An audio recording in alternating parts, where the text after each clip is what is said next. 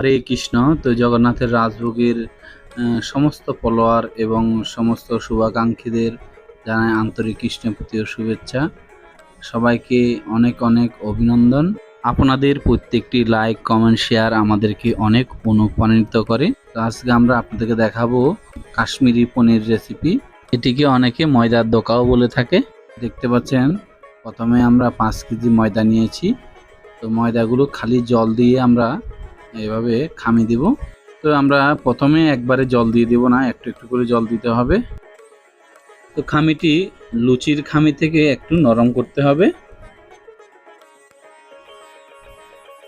দেখতে পাচ্ছেন আমাদের খামি হয়ে গেছে। এখন আমরা 1 ঘন্টা খামিটি রেখে দেব। তো 1 ঘন্টা রাখার পরে এখন এই খামিটি ধুয়ে নিতে হবে। তো আপনারা লক্ষ্য করবেন আমি কিভাবে এই ময়দার খামিগুলো ধুয়ে নিচ্ছি। তো দেখতে পাচ্ছেন যতক্ষণ পর্যন্ত সাদা জল বের হবে ময়দা থেকে, এই জলগুলো ফেলে দিতে হবে। আবার এভাবে নতুন করে জল দিতে হবে। যতক্ষণ পর্যন্ত না পরিষ্কার জল বের হচ্ছে ততক্ষণ পর্যন্ত আমাদের ময়দাগুলো ধুতে হবে।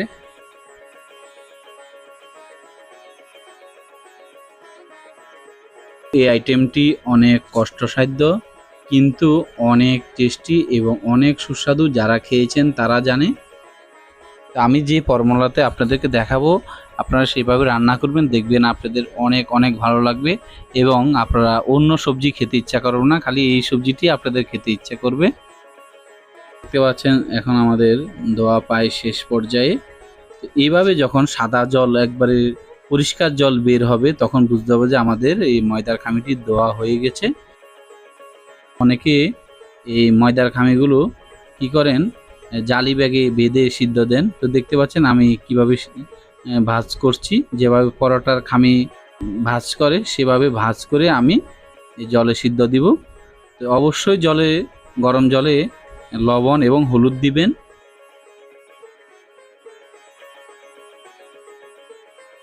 তো এইভাবে সিদ্ধ করলে সময় কম লাগে। তো এইভাবে আধা ঘন্টা থেকে 1 ঘন্টা আপনাদেরকে সিদ্ধ দিতে হবে। তো সিদ্ধ হওয়ার পরে আমরা ময়দাগুলো এভাবে পনিরের মতো করে পিস করে কেটে নিয়েছি এবং তেলে ভেজে নিব। এখন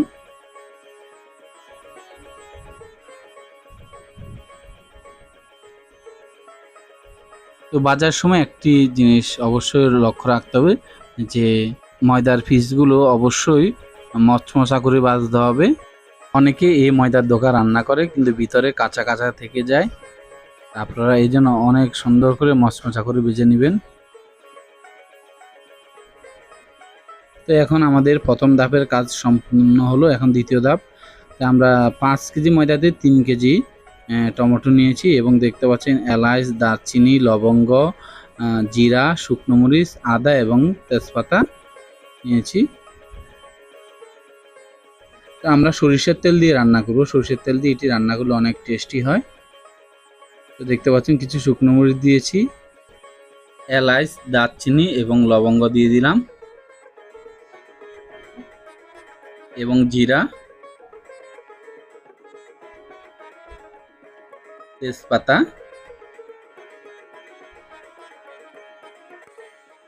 এবং অবশেষে আদাগুলো দিয়ে দেব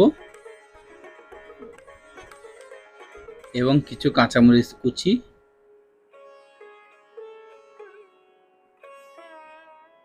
এখন যেটি দিতে হবে সেটা হচ্ছে হিং। আমরা 1.5 চামচ পরিমাণে হিং দিয়েছি ছোট চামচে।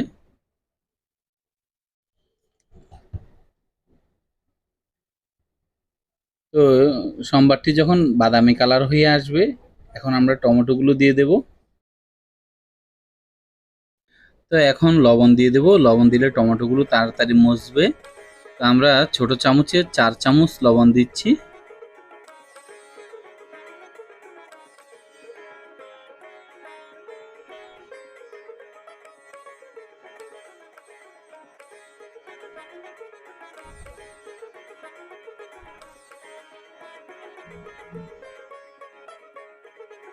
এবং এখন হলুদ দিয়ে দেব।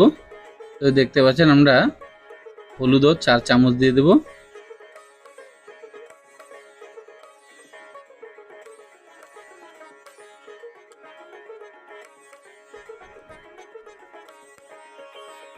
তো এইভাবে দেখতে পাচ্ছেন টমেটোগুলো আমাদের যখন গলে আসবে তখন আমরা দেখতে পাচ্ছেন দোকাগুলো কাশ্মীরি পনিরগুলো দিয়ে দিচ্ছি, যেটাকে অনেকে ময়দার দোকা বলে থাকে।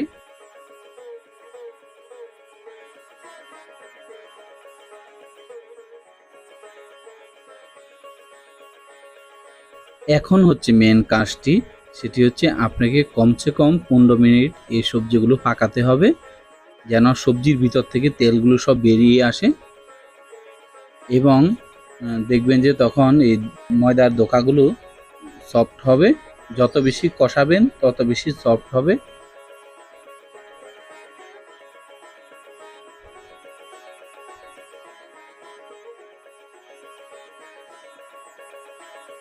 এবং আমরা একটি পাত্রে দেখতে পাচ্ছেন জল গরম বসিয়ে দিয়েছি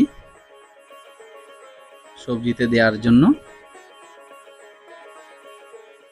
তো এখন আমরা 2 থেকে 2.5 লিটার গরম জল দিয়ে দেব।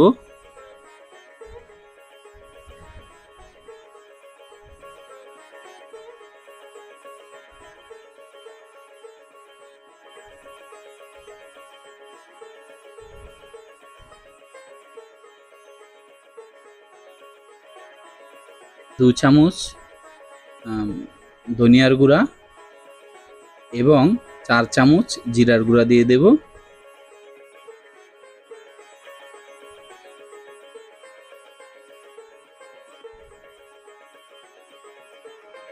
এবং জ্বালাতে থাকবো এইভাবে।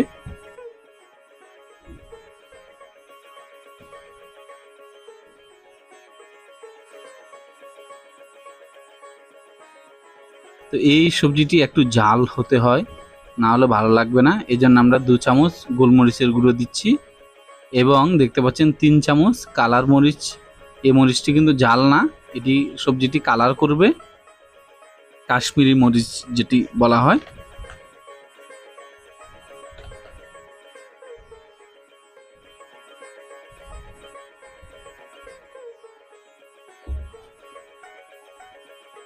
তো এইভাবে আমরা যে জলগুলো দিয়েছি সেই জলগুলো শুকিয়ে নিতে হবে।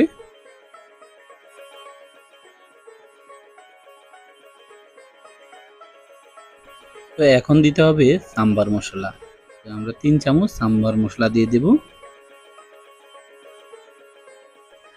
এবং দেখতে পাচ্ছেন এখন আমাদের সবজিটি একটি সুন্দর কালার এবং সুন্দর সুগন্ধ বের হচ্ছে। তো এখন আমাদের রান্না প্রায় শেষ পর্যায়ে। তো এখন আমরা 2 চামচ গরম মশলার গুঁড়ো দিয়ে দেব এবং 50 গ্রাম ঘি দিয়ে দিচ্ছি। তো দেখতে পাচ্ছেন সবজি দেখতে অনেক সুন্দর দেখাচ্ছে এবং অনেক সুন্দর ঘ্রাণ বের হচ্ছে এবং খেতে অনেক টেস্টি হবে। এবং এইভাবে যদি আপনারা রান্না করেন অনেক অনেক ভালো লাগবে আপনাদের। তো সবাইকে অসংখ্য ধন্যবাদ এতক্ষণ আমাদের সাথে থাকার জন্য। সবাইকে জগন্নাথের রাজভোগের পক্ষ থেকে আন্তরিক কৃষ্ণভক্তির শুভেচ্ছা। হরে কৃষ্ণ।